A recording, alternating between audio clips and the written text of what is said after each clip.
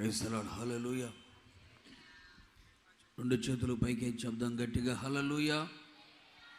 ఆర్భాటంగా చెప్దాం హల్లెలూయా. గట్టిగా సంతోషంగా చెప్దాం హల్లెలూయా. గట్టిగా చప్పట్లు కొడుతూ స్తోత్రం స్తోత్రం స్తోత్రం స్తోత్రం స్తోత్రం స్తోత్రం స్తోత్రం స్తోత్రం స్తోత్రం. దయచేసి ఎవరు ఇంకా అటు ఇటు తిరగొద్దు. ఇప్పటికే సమయం చాలా గడిచిపోయింది కనుక దేవుని యొక్క వాక్యాన్ని మనం వినబోతూ ఉన్నాం కనుక వినగల చెవులు, గ్రహింపగల హృదయం కృపగల దేవుడు మనకు అనుగ్రహించున్నట్లుగా ఏక మనస్సుతో తెరవబడిన హృదయముతో ఆత్మ కలిగిన చెవులతో దేవుని మాటలు అత్యాసక్తితో మనమందరూ వినున్నట్లుగా దేవుడు కృప దయచినట్లుగా ఒకసారి ప్రభుకు స్తోత్రాలు చెబుదామా. హల్లెలూయా. సకల ఆశీర్వాదములకు కారణభూతుడైన యేసుక్రీస్తు ప్రభుల వారి అతి శ్రేష్టమైన నామమునకు మహిమ, ఘనత, ప్రభావములు యుగ యుగములు కలుగునుగాక. గట్టిగా ఆమేన్ చెబుదామా. ఈ చివరి రాత్రి సభకి కూడి వచ్చిన మీ అందరికీ దూరాన సమీపాన ఉండి నా యేసయ్య మాటలు ఆలకిస్తూ ఉన్న ప్రతి ఒక్కరికి కూడా మా హోసన్నా మినిస్ట్రీస్ తరపున మీ అందరికీ శుభాభివందనాలు తెలియపరుస్తున్నాను. నా యేసయ్య మిమ్మల్ని అందరినీ ఆశీర్వదించి కాపాడునుగాక. మీకు ఆత్మాభివృద్ధి కలుగునుగాక. మీరు ఆత్మలు వర్ధిల్లుచున్న ప్రకారం అన్ని విషయములు సౌఖ్యముగా ఉందురుగాక. మీరందరూ ఆయన ఆగమమునకు సిద్ధపడుదురుగాక. ఈ శుభరాత్రి మీతో కూడా కలిసి ప్రభుని స్తుతించడానికి, ప్రభు నాకు ఇచ్చిన మాటలు మీతో పంచుకోవడానికి అవకాశం ఇచ్చిన దేవదేవునికి నిండు మనస్సుతో నా కృతజ్ఞతలు తెలియపరుస్తూ ఉన్నాను. ప్రేమతో ఆహ్వానాన్ని తెలియపరిచినటువంటి స్థానిక సంఘ కాపరికి, అలాగే సంఘ పెద్దలు, అలాగే విశ్వాసులందరికీ కూడా సాల్మోన్ రాజు గారికి నిండు మనసుతో నా వందనాలు. వచ్చిన దైవ సేవకులందరికీ కూడా నా వందనాలు. గట్టిగా చప్పలు కొడుతూ ప్రభుకు స్తోత్రాలు చెబుదాం. చాలా మంచిది. కొద్దిసేపు దేవుని యొక్క వాక్యాన్ని మనం విందాం. ఇంతవరకు మీరు ఓపికతో ఉన్నారు. ఇంకా కాస్త ఓపికతో దేవుని యొక్క వాక్యాన్ని వినాలని ప్రేమతో కోరుతూ ఉన్నాను. ఎందుకయ్యా అంటే మన బ్రతుకుని మార్చగలిగింది దేవుని వాక్యం. మన జీవితాల్లో సంతోషాన్ని, సమాధానాన్ని నింపగలిగింది దేవుని మాటలు. కనుక మనం పవిత్రపరిచి పరలోకానికి చేర్చగలిగింది దేవుని మాటలే. గనుక ఆ మాటల ఎడల ఎంత మీరు శ్రద్ధ చూపించగలుగుతారో, దేవుని మాటలు ఎంత శ్రద్ధగా మీరు ఆలకిస్తారో అంతగా నా యేసయ్య మిమ్మల్ని అన్ని విషయాల్లో ఆశీర్వాదకరంగా ఆయన ఉంచగలుగుతాడు. ఒక చిన్న మాట ఈ పూట మనము చదువుకొని ధ్యానం చేసుకుందాం. ద్వితీయోపదేశ కాండము 2వ అధ్యాయము 7వ వాక్య భాగాన్ని నేను చదువుతూ ఉన్నాను. బైబిల్ ఉన్నవారు బైబిల్ తెరచి మీ ఒడిలో పెట్టుకోండి. బైబిల్ కింద పెట్టొద్దు, సెల్ ఫోన్ తీయొద్దు, సెల్ ఫోన్ చూడొద్దు. బైబిల్ తెరచి చక్కగా బైబిల్ చూస్తూ చదవండి. చెప్పేటప్పుడు నా వైపు చూస్తూ వాక్యం వినండి. అప్పుడు మీకు బాగా అర్థమవుతుంది. ద్వితీయోపదేశ కాండం 2వ అధ్యాయం 7వ వాక్య భాగాన్ని నేను చదువుతున్నాను. నీ చేతుల పనులన్నిటిలోనూ నీ దేవుడనే యెహోవా నిన్ను ఆశీర్వదించెను. ఈ గొప్ప అరణ్యములో నీవు ఈ 40 సంవత్సరములు సంచరించిన సంగతి ఆయన ఎరుగును. నీ దేవుడైన యెహోవా నీకు తోడై ఉన్నాడు, నీకేమీయు తక్కువ కాదు. మరలా ఈ మాట చదువుకుందాం. నీ దేవుడైన యెహోవా నీకు తోడై ఉన్నాడు, నీకేమీయు తక్కువ కాదు. గట్టిగా చప్పలు కొడదాం ఒకసారి. ప్రేమైన సహోదరి సహోదరులారా, దైవజనుడైన మోషే ఇశ్రాయేలు సర్వ సమాజముతో చెప్పినటువంటి ఓ చక్కని మాట. దేవుని ఇల్లంతటిలో నమ్మకస్తుడుగాను, దేవునికి స్నేహితునిగాను, దేవునితో ముఖాముఖిగా మాట్లాడేవాడుగాను, భూమి మీద ఉన్న వారందరిలో మిక్కిలి సాత్వికుడుగా కనబడి ఒక ప్రవక్తగా దేవుని ఆత్మ పూర్ణునిగా మార్చబడినటువంటి మోషే ఇశ్రాయేలు సర్వ సమాజానికి నాయకుడుగా ఉంచబడి ఐగుప్తులో నుంచి పాలు తేళ్లు కలిసి ప్రవహించే దేశానికి తీసుకొని వెళుతూ ఉన్నాడు. ఇంచుమించుగా 430 సంవత్సరాలు ఇశ్రాయేలు ప్రజలందరూ కూడా ఐగుప్తు బానిసత్వంలో బ్రతుకుతూ ఉండగా, ఐగుప్తు అని ఇనుప కొలిమిల పెట్టబడి కాల్చబడుతూ ఉండగా, ఐగుప్తు కాడి వారి మెడ మీద పెట్టబడి, ఐగుప్తీల బరువు వారి నడుము మీద పెట్టబడి ఉండగా, మెడ వంచబడిన వారై, నడుము వంగిపోయిన వారై, సుఖము లేక, సంతోషము లేక, సమాధానము లేక, ఆశీర్వాదము లేక, ఆరోగ్యము లేక, కష్టార్జితాన్ని అనుభవించలేక, కట్టుకున్న ఇళ్లలో కాపురము చేయలేక, త్రవ్విన బావులలో నీరు త్రాగలేక, అలాగే నాటిన వృక్ష ఫలములు తినలేక, ఐగుప్తు బానిసత్వం కింద ఇశ్రాయేలు ప్రజలు 430 సంవత్సరాలు బ్రతుకుతూ ఉన్నారు.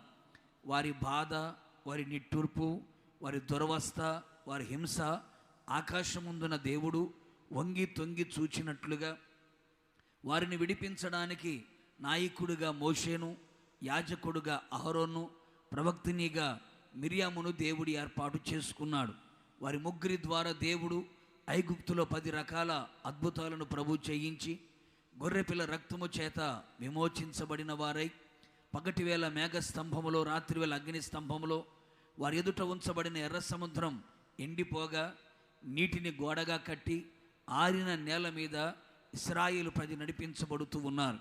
వారి ఎదుట ఎలాంటి అవరోధాలు, ఆటంకాలే వచ్చినా కృపగల దేవుడు వాటన్నిటిని కూడా సమభూమిగా చేస్తూ ఇశ్రాయేలు ప్రజలందరినీ కూడా పాలు తేళ్లు కలిసి ప్రవహించే ఆ దేశానికి తీసుకొని వెళుతూ ఉన్నాడు. అబ్రహాముకి, ఇస్సాకుకి, యాకోబుతో ప్రమాణము చేసినట్లుగా దేవుడు తన మాట తప్పకుండా, తన మాట ప్రకారంగా ఇశ్రాయేలు ప్రజలందరినీ కూడా కనానుకు తీసుకొని వెళుతున్నాడు.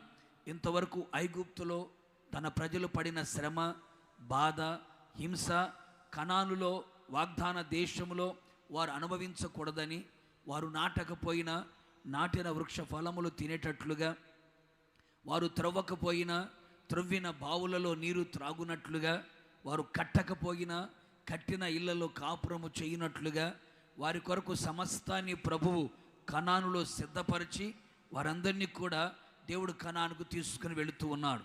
వెళుతున్నటువంటి ఆ పరిస్థితిలో ఇలాగే ఒక ప్రార్థనా కూటాన్ని మోషే పాస్టర్ గారు ఏర్పాటు చేశాడు. ఆ మీటింగ్లో, ఆ సభలో, ఆ యొక్క సముఖములో దైవజనుడైన మోషే నిలబడి ఈ మాట సెలవిచ్చినట్లుగా చూస్తూ ఉన్నాం. ఏమని చెబుతున్నాడు అని చూడగలిగితే, నీ దేవుడైన యెహోవా నీకు తోడై ఉన్నాడు కనుక నీకేమీ తక్కువ కాదు, నీకేమీ తక్కువ కాదు అని మాట్లాడాడు. ప్రేమైన సహోదరి సహోదరులారా, నీకేమీ తక్కువ కాకుండా ఉండాలి అంటే, నీ ఇంట్లో నీకేమీ తక్కువ కాకుండా ఉండాలి అంటే, నీ వ్యక్తిగత జీవితంలో నీకేమీ తక్కువ కాకుండా ఉండాలి అంటే, నీ సంఘములో నీకేమీ తక్కువ కాకుండా ఉండాలి అంటే, నీ దేవుడైన యెహోవా నీకు తోడుగా ఉండాలి. ఏ వ్యక్తికైతే యేసయ్య తోడుగా ఉంటాడో, ఏ సంఘానికైతే యేసయ్య తోడుగా ఉంటాడో, ఏ పరిచర్యకైతే యేసయ్య తోడుగా ఉంటాడో, ఏ వ్యక్తికైతే యేసయ్య తోడుగా ఉంటాడో, ఆ వ్యక్తికి, ఆ కుటుంబానికి, ఆ సంఘానికి, ఆ పరిచర్యకు ఏది తక్కువ కాదు, ఏది కొదువ ఉండదు, ఏ లేమి, కొరత అనే మాట వినపడదు, కనపడదు. ప్రేమైన సహోదరి సహోదరులారా, క్రొత్త నిబంధనలు కూడా మనం గమనించి చూడగలిగితే, యేసు ప్రభు రాత్రంతా ప్రార్థన చేసి తెల్లవారిన తర్వాత 12 మంది శిష్యులని యేసయ్య ఏర్పరుచుకున్నాడు. ఆ 12 మందికి అపోస్తులులు అనే నామకరణం చేశాడు. చేసిన తర్వాత ఇద్దరిద్దరి సేవకులని అనేక గ్రామాలకు మీరు వెళ్ళి సువార్తను ప్రకటించి రండి, జోలే కానీ సంచి కానీ ఏమి మీరు తీసుకొని వెళ్ళొద్దు, మీరు వెళ్ళండి అని సేవకు యేసయ్య తన శిష్యులను పంపించాడు. పంపించిన తర్వాత వాళ్ళంతా సేవంతో ముగించుకొని తిన్నగా యేసు ప్రభు దగ్గరికి వచ్చారు. యేసయ్య దగ్గరికి వచ్చిన తర్వాత యేసయ్య వాళ్ళని అడుగుతున్నాడు, ఏమని? నేను మిమ్మల్ని సేవకు పంపించాను కదా, మీరందరూ సేవకు వెళ్ళారు కదా, మీకు ఉద్యోగాలు లేవు, వ్యాపారాలు లేవు, చేతి పనులు లేవు, పొలం పని లేదు, ఏ పని మీకు లేదు కదా, సంచి కూడా తీసుకొని వెళ్ళలేదు కదా, మీరు సేవకి వెళ్ళారు కదా, మీకేమైనా తక్కువ అయ్యిందా అని యేసయ్య అడిగాడు. వెంటనే శిష్యులందరూ కూడా మూకమ్మడిగా చెప్పిన మాట ఏమిటయ్యా అంటే, అయ్యా మీరు మమ్మల్ని పంపించి ఉన్నారు గనక, పంపించింది మీరు గనక, మీరు పంపి ఉన్నారు గనక మాకేమీ తక్కువ కాలేదు. కొడు చొప్పలు గట్టిగాను, మాకేమీ తక్కువ కాలేదు. మమ్మల్ని సేవకు పంపించింది మీరు, మమ్మల్ని పిలిచింది మీరు, మమ్మల్ని ఏర్పరచుకుంది మీరు, మమ్మల్ని సేవకు పంపించింది మీరు మమ్మల్ని పంపించి ఉన్నారు గనక, పంపిన మీరు మాకు తోడుగా ఉన్నారు గనక మాకేది తక్కువ కాలేదు అని మాట్లాడుతున్నారు. చూడండి, పాత నిబంధనలనేమో రాయబడిన మాట, నీ దేవుడైన యెహోవా నీకు తోడుగా ఉన్నాడు గనక నీకేమీ తక్కువ కాదు అన్నాడు. కొత్త నిబంధనలకు వస్తే యేసయ్య తన శిష్యులను పంపించినప్పుడు ఆ శిష్యులు చెబుతున్న మాట ఏమిటంటే, నీవు మమ్మల్ని పంపించావు గనక మాకేమీ తక్కువ కాలేదు అన్నాడు. ఇంకా బైబిల్లో గనక మనం గమనించి చూడగలిగితే కీర్తనకాడైన దావీదు కూడా ఓ పాట రాసుకొని పాట పాడుతాడు. ఆ పాట పాడేటప్పుడు ఏమంటాడు తెలుసా? యెహోవా నా కాపరి, నాకు లేమి కలుగదు. ఆయన నా కుటుంబానికి కాపరి ఆయనే, నా జీవితానికి కాపరి ఆయనే, నాకు కలిగిన సమస్తానికి నా కాపరి ఎవరు? ఆయనే. నా ఉద్యోగానికి, నా వ్యాపారాలకి, నా చేతి పనికి, నా పాడి పంటలకి, నా చెరువులకి, నాకు కలిగిన సమస్తానికి ఆయనే కాపరిగా ఉన్నాడు. కనుక ఆయన నాకు కాపరిగా ఉన్నాడు గనక నాకు లేమి కలుగదు అనే మాట మనం చూస్తాం. ఇంకా కీర్తనకారుడు ఏమంటాడంటే, ఆయన్ను ఆశ్రయించు వారికి ఏ మేలు కొదువై ఉండదు అనే మాట మనం చూడగలుగుతాం. ఇవన్నీ మీకు ఎందుకు చెబుతున్నానంటే, ఈ రోజున సేవకుని జీవితంలో అయినా, సంఘములో అయినా, లేకపోతే నీ కుటుంబములో అయినా ఈ రోజున తక్కువ అనే మాట ఎందుకు వినబడుతుంది? లేమి అనే మాట ఎందుకు కనబడుతుంది? కొరత అనే మాట ఎందుకు కనబడుతుంది? అది లేదు, ఇది లేదు, అది తక్కువైంది, ఇది తక్కువైంది అనే మాటలు నీ ఇంట్లో, నీ ఒంట్లో, నీ సంఘములో, నీ కుటుంబంలో, నీ పరిచర్యలో కనబడుతుంది అంటే అర్థం ఏంటి? ఇప్పుడు చెప్పండి. అది తక్కువైంది, ఇది తక్కువైంది అని ఎందుకు మాట్లాడుతున్నారు? మనుషులైతే కొంత మట్టుకు చేయగలుగుతారు, మనుషులైతే కొంత మట్టుకు ఇవ్వగలుగుతారు, మనుషులైతే కొంత మట్టుకు చేసి మా వల్ల కాదులని చేతులు పైకి ఎత్తేస్తారు. రాజకీయ నాయకులైతే మా వల్ల కాదు అంటారు. లోక సంబంధమైన మనుషులైతే కొంత మట్టుకే చేయగలుగుతారేమో, సంపూర్తిగా చేయలేరు. కానీ యేసుక్రీస్తు ప్రభుల వారు ఎవరయ్యా అంటే, ఆయన సమస్తమును ధారాళముగా దయచేయగలిగిన దేవుడు గనక, ఆయన సర్వకృపానిధి అగు దేవుడు గనక, ఆయన ఎవరికైతే తోడుగా ఉంటాడో, ఆయన ఎవరినైతే పంపిస్తాడో, ఆయన ఎవరైతే ఆశ్రయిస్తారో, ఆయన ఎవరికైతే కాపరిగా ఉంటారో వారి కుటుంబానికి, వారి సంఘానికి, వారి జీవితాలకి ఏది తక్కువ కాదు. కొడుచొబలు గట్టిగా, ఏది తక్కువ కాదు, ఏది తక్కువగా ఉండదు, ఏది కొరతగా ఉండదు, చాలునట్టుగా ఉండదు.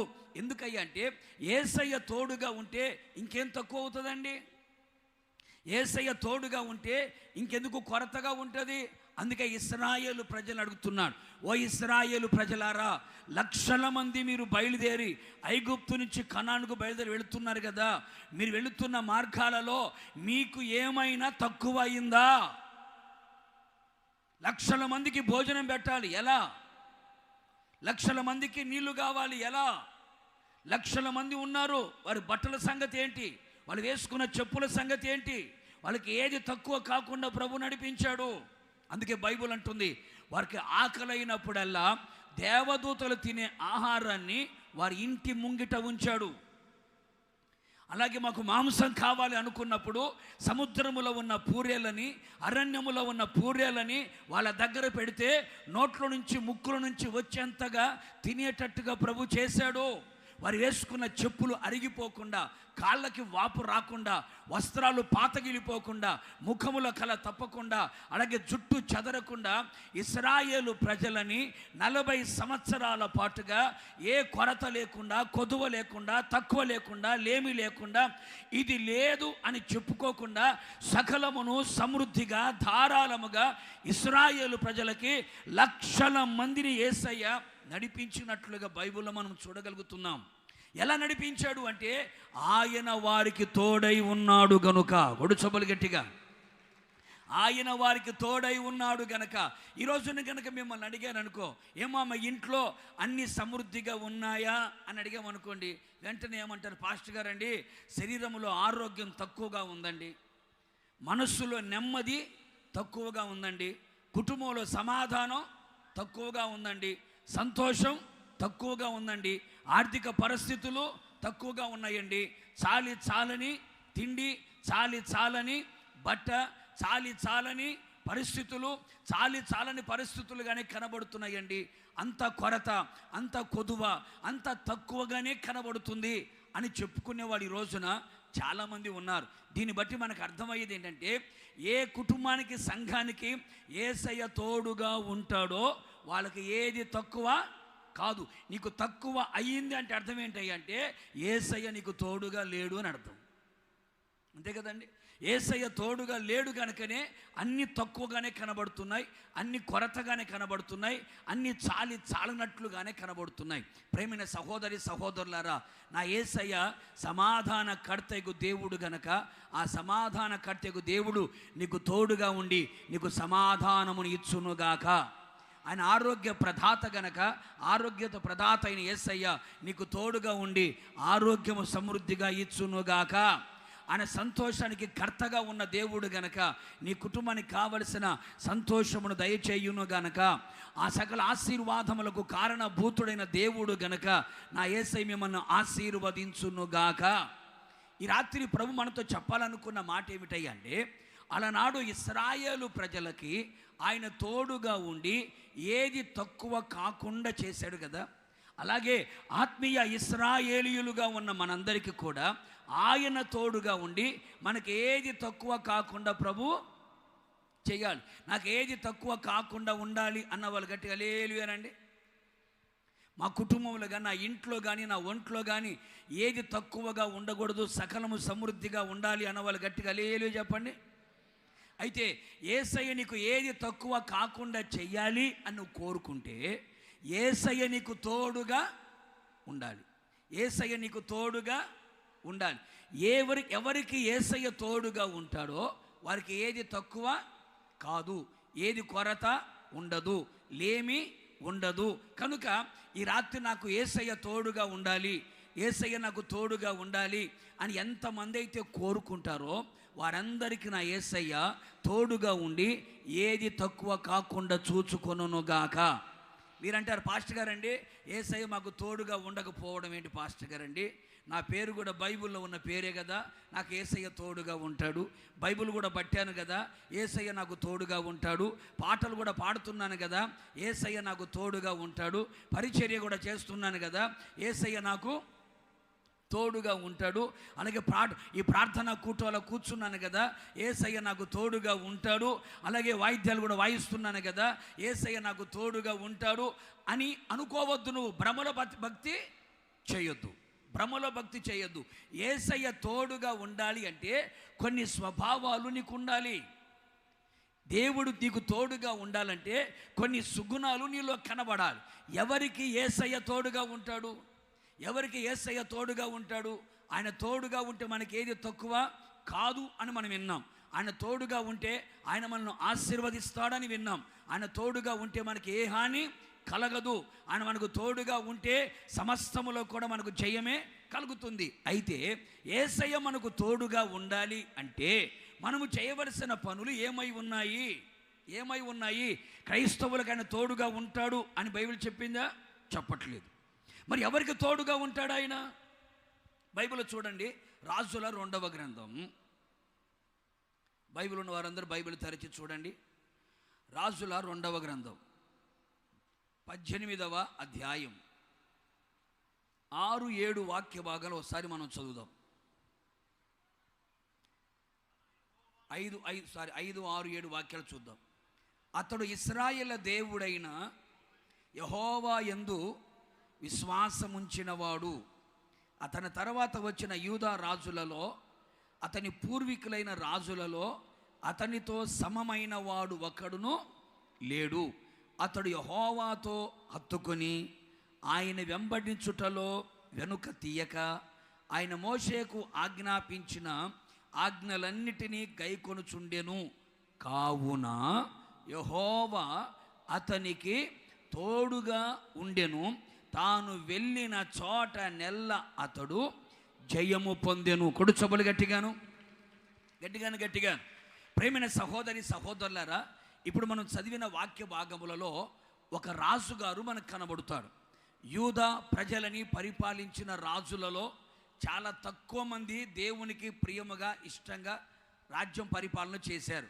వారిలలో ఒకడు చెప్పుకోదగ్గ వ్యక్తి ఎవరయ్యా అంటే హిజ్కియా రాజుగారు మనకు కనబడుతారు. ఆ హిజ్కియా రాజుగారి గురించి రాయబడిన చక్కని మాట ఏమిటయ్యా అంటే, హిజ్కియా రాజుగారు గట యెహోవా అతనికి తోడుగా ఉండెను.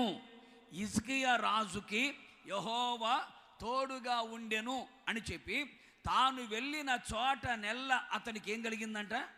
జయము పొందెను అని రాయబడింది. యేసయ్య హిజ్కియా రాజుకి తోడుగా ఉన్నాడు, నలువైపులా కాపాడుతున్నాడు, నలుదిక్కుల తోడుగా ఉన్నాడు. తోడుగా ఉన్నందువల్ల హిజ్కియా రాజు ఎక్కడికి వెళ్ళినా కూడా అక్కడ ఏం పొందుకుంటున్నాడండి? జయాన్ని పొందుకుంటున్నాడు. అపజయాన్ని చవి చూడట్లేదు, ఓటమిని చూడట్లేదు. విజయోత్సవాలతో ఊరేగించబడుతున్నాడు, విజయ ఆనందముతో కేకలు వేస్తున్నాడు, విజయాన్ని భుజస్కంధముల మీద పెట్టుకొని ఊరేగుతున్నాడు. ఏ శత్రువు మీద యుద్ధానికి వెళ్ళినా, ఏ సమస్యతో యుద్ధము చేసినా, ఏ రోగముతో యుద్ధము చేసినా, ఏ పరిస్థితులతో యుద్ధము చేసినా ఆ యుద్ధములో హిజ్కియా జయాన్ని పొందుకుంటున్నాడు. తాను పూనుకొనిన సర్వ ప్రయత్నములలో వృద్ధి పొందగలుగుతున్నాడు. తను చేసిన ప్రతి కార్యం సఫలమైపోతుంది. ఓటమి చూడట్లేదు, గెలుపు తన ఇంటి తలుపు తట్టి హిజ్కియా జీవితంలో జయ జీవితం నిలబడుతుంది. కారణం ఏమిటయ్యా అంటే, దేవుడు హిజ్కియాకి ఎలా ఉన్నాడట? తోడుగా ఉన్నాడు అని రాయబడింది. ప్రేమైన సహోదరి సహోదరులారా, ఒక్కసారి నీ జీవితాన్ని ఆలోచించు.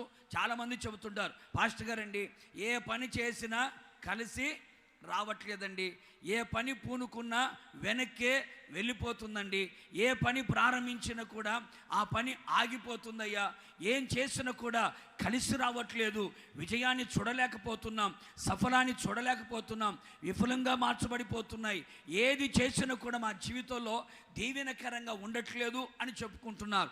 కారణం ఏమిటయ్యా అంటే, యేసయ్య నీకు తోడుగా లేడు గనుక నీకు ఏది చేసినా నీకు కలిసి రావట్లేదు. దేవుడు నీకు తోడుగా లేదు గనుక ఏ పని ప్రారంభించినా అందులో సక్సెస్ఫుల్గా నీ జీవితం ముందుకు సాగట్లేదు.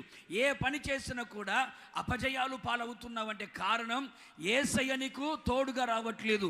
విజయాన్ని ఇచ్చే యేసయ్య, గెలుపును ఇచ్చే యేసయ్య నీకు తోడుగా రావట్లేదు.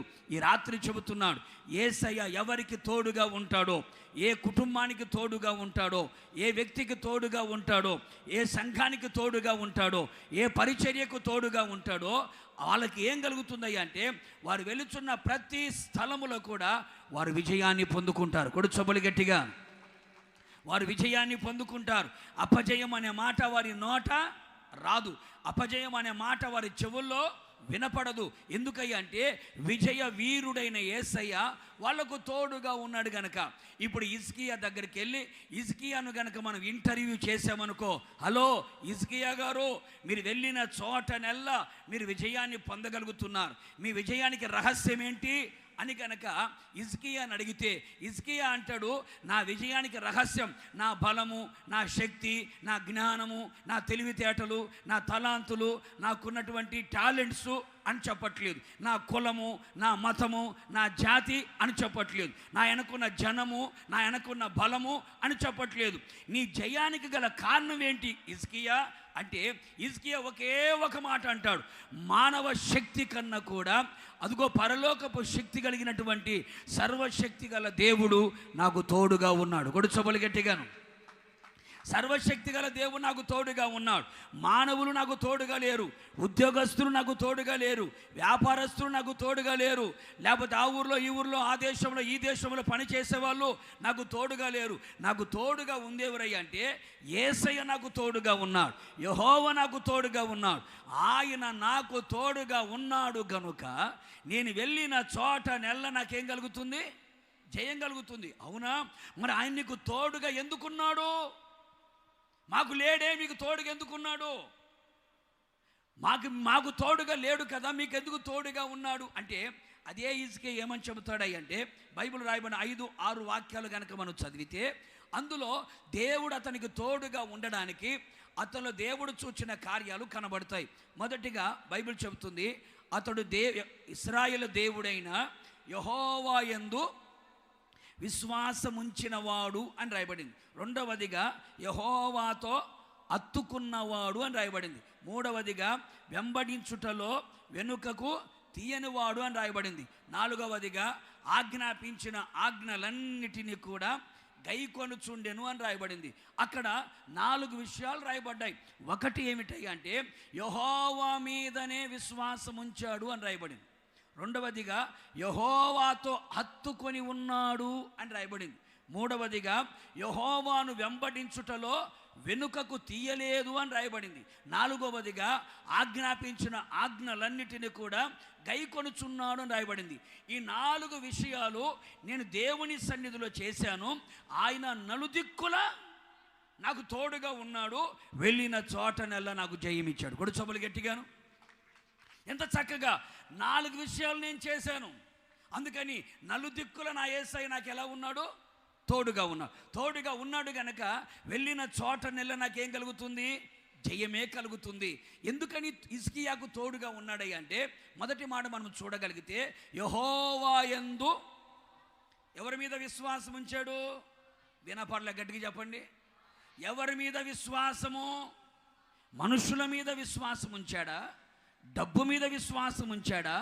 బంగారం మీద విశ్వాసం ఉంచాడా? అధికారుల మీద విశ్వాసం ఉంచాడా? రాజకీయ నాయకుల మీద విశ్వాసం ఉంచాడా? లోకము మీద విశ్వాసం ఉంచాడా? లేకపోతే కంటికి కనబడే వాటి మీద విశ్వాసం ఉంచాడా? ఎవరి మీద విశ్వాసం ఉంచావు?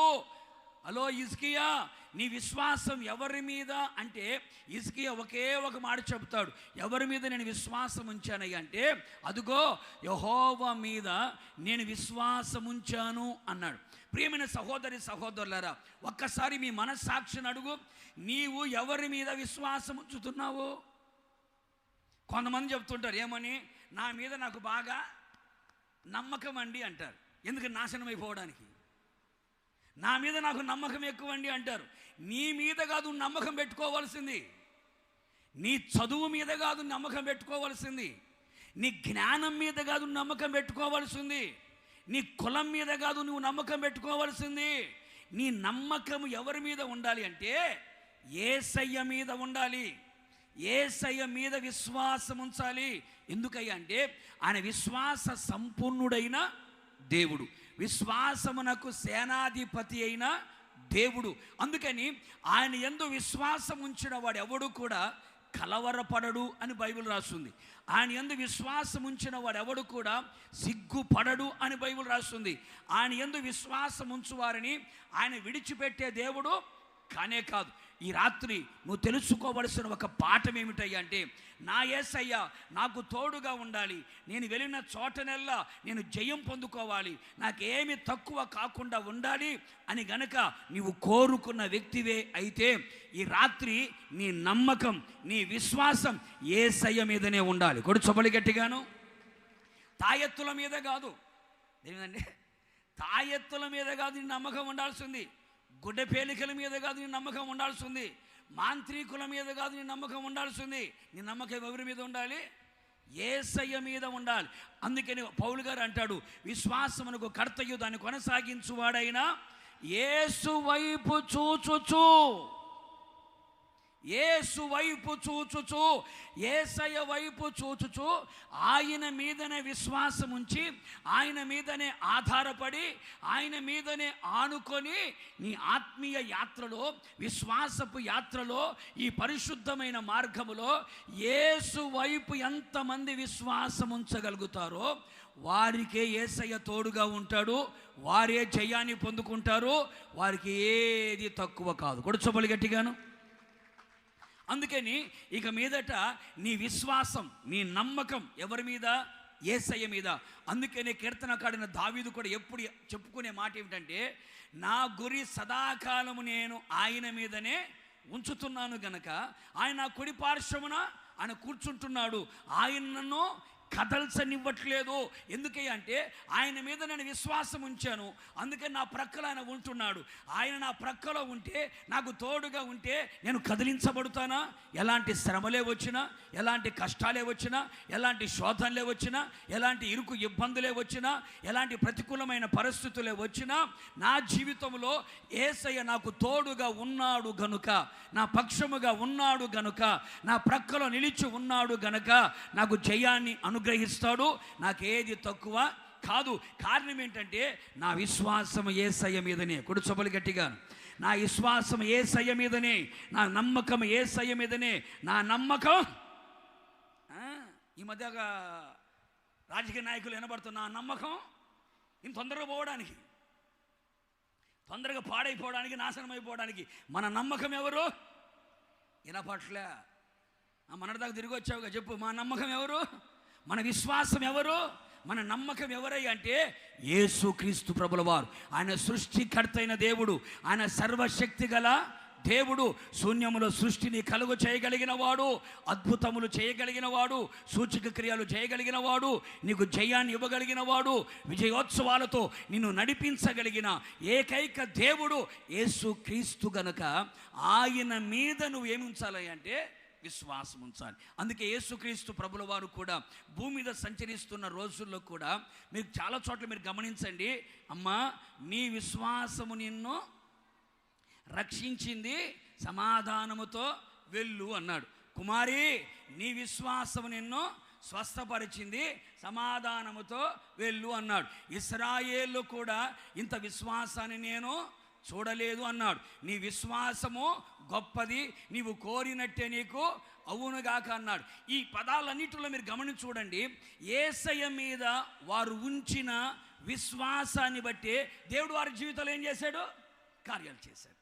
అందుకనే నీ విశ్వాసం, నీ విశ్వాసం, నీ విశ్వాసం అని యేసయ్య మాట్లాడతాడు. ఇప్పుడు ప్రభు నీ దగ్గరకు వచ్చి నీ విశ్వాసం నిన్ను స్వస్థపరిచింది అని చెప్పగలుగుతాడా?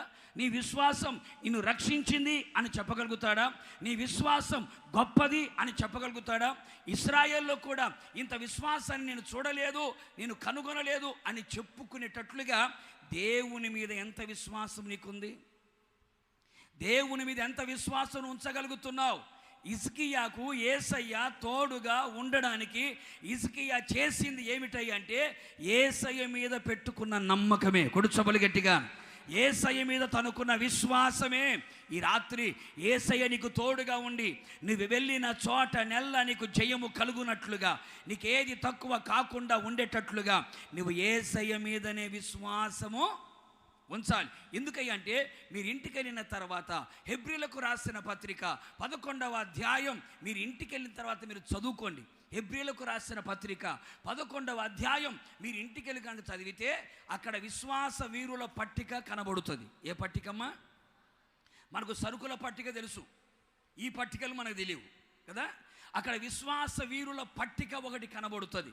ఆ విశ్వాస వీరుల పట్టిక మీరు చదువుతుంటే వారు దేవుని మీద విశ్వాసం ఉంచిన విధానాన్ని బట్టి, దేవుని మీద వాళ్ళకున్న విశ్వాసము ద్వారా ఏ కార్యాలు జరిగాయో అక్కడ రాయబడింది. అవునా కదండి?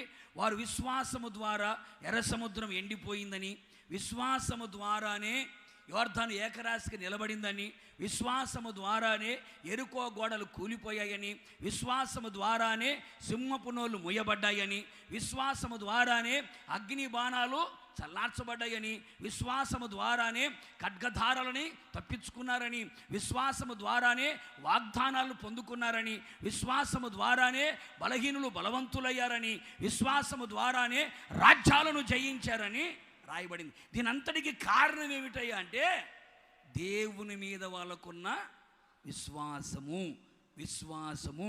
మరి ఈ రాత్రి నీ నమ్మకం, నీ విశ్వాసం ఎవరి మీద ఉంచుతున్నావు? యేసయ్య మీద ఉంచితే యేసయ్య నీకు తోడుగా ఉంటాడు. ఆయన నీకు తోడుగా ఉంటే నీకేది తక్కువ కాదు. నీకు తోడుగా ఉంటే వెళ్ళిన చోట నెల నువ్వు విజయాన్ని పొందుతావు. అందుకే హిజ్కియా అని అడిగితే హిజ్కియా చెప్పే మాట ఏమిటయ్యా అంటే, నేను ఆయన యందు విశ్వాసం ఉంచాను అన్నాడు. ఆ తర్వాత అంటాడు, నేను ఆయనను హత్తుకొని ఉన్నాను అన్నాడు. ఏమన్నాడండి? హత్తుకొని ఉన్నాను. ఆయన హత్తుకొని ఉన్నాను. అవసరాన్ని బట్టి కాదు, అక్కర్ని బట్టి కాదు. ఆయన నేను విడిచిపోకుండా, ఆయన నన్ను విడిచిపెట్టకుండా నేను ఆయన్ని గట్టిగా పట్టుకొని ఉన్నాను. ఆయన నేను హత్తుకొని ఉన్నాను అంటాడు. ఆ తర్వాత అంటాడు, ఆయన వెంబడించే విషయంలో నేను వెనుకకు తీయలేదు, వెనుకడుగు నేను వేయలేదు. ఆయనను నేను ఫాలో అవుతున్నాను. ఆయన అడుగు జాడలో నేను నడిపించబడుతున్నాను. ఆయన హత్తుకున్నాను, ఆయన్ని వెంబడిస్తున్నాను. అలాగే నియమించబడినటువంటి ప్రతి ఆజ్ఞలు కూడా నేను పాటిస్తున్నాను అన్నాడు. అందువలన యేసయ్య నాకు తోడుగా ఉన్నాడు. అందువలన నేను వెళ్ళిన చోట నెల నాకు జయము కలిగింది. ప్రియ సహోదరుడ, సహోదరి, ఈ చివరి రాత్రి ఈ మాటలు ప్రభునికి వినిపిస్తున్నాడు. ఎందుకో తెలుసా? నీ జీవిత కాలం అంతా యేసయ్య నీకు తోడుగా ఉండాలని, ఏది నీ జీవితంలో తక్కువ కాకుండా ఆయన చెయ్యాలని, ఆయన మన మీద ప్రేమ కలిగిన వాడై, మన మీద జాలి కలిగిన వాడై, మన మీద కనికరమ కలిగిన వాడై ఆయన మన మధ్యలో ఉండి చెబుతున్నాడు, నేను నీకు తోడుగా ఉండాలి అనుకుంటున్నాను. అయితే నీవు నా మీద విశ్వాసం ఉంచి నన్ను హత్తుకొని నన్ను వెంబడించి వెనుకకు తీయకుండా నా ఆజ్ఞలన్నిటిని గనక నీవు గైకొనగలిగితే ఖచ్చితంగా నేను నీకు తోడుగా ఉంటా. తోడుగా ఉన్న నేను నీకేమీ తక్కువ కాకుండా చూసుకోవడం మాత్రమే కాదు, వెళ్ళిన చోట నెల్లా నీకు జయాన్ని కలుగు చేస్తా. కొడుచొప్పలు గట్టిగా గట్టిగాను. ఇది మొదటి మాట. ఇది మొదటి మాట. యేసయ్య తోడుగా ఉండడానికి మనం చేయవలసిన మొట్టమొదటి పని. రెండవదిగా మనం గమనించి చూడగలిగితే చూడండి, సంఖ్యాకాండము 23వ అధ్యాయం.